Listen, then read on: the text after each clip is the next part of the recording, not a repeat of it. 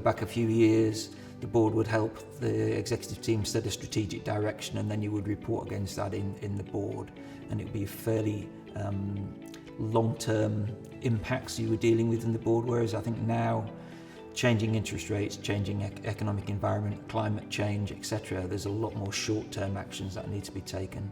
And I think that interaction with the board now is really important to get guidance and direction. There's probably a tendency when someone's going into a board to want to take something that is kind of fully formed and polished so that the board can say, great job, well done, that's ace. And there is a role for that sometimes.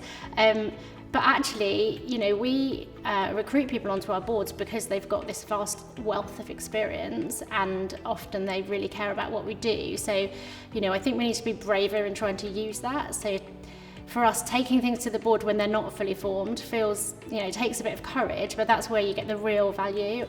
I think boardrooms firstly should have equal representation of their business components in a boardroom.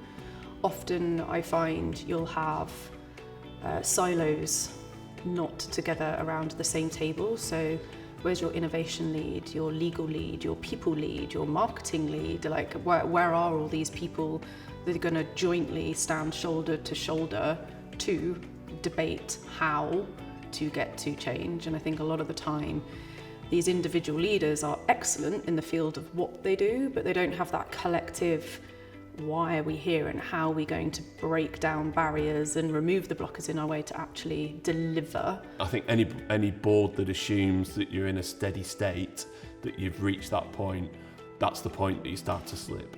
So debate is healthy. I think challenging the status quo within the boards, I think is key. And I think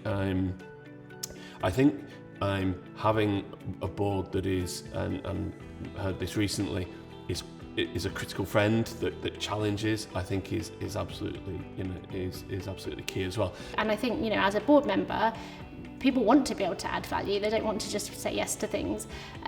So I think if you can find and create the space to have that sort of conversation about proposals and ideas that are relatively early on, where the board can genuinely input into the thinking and the direction and provide pointers and use their networks, that's when I think everyone gets value. But traditionally, obviously the board has to fulfill some functions that are a bit more prosaic than that, but I think that's where the real value is and where the kind of interest is as well. There's a responsibility of leaders to remove fear from that debate, because fear will stop change. The area I think again will be how we're addressing and dealing with the challenges of sustainability and AI. Now that doesn't necessarily mean that the board know the answers. I think the board's biggest challenge for leadership and contribution is asking the questions.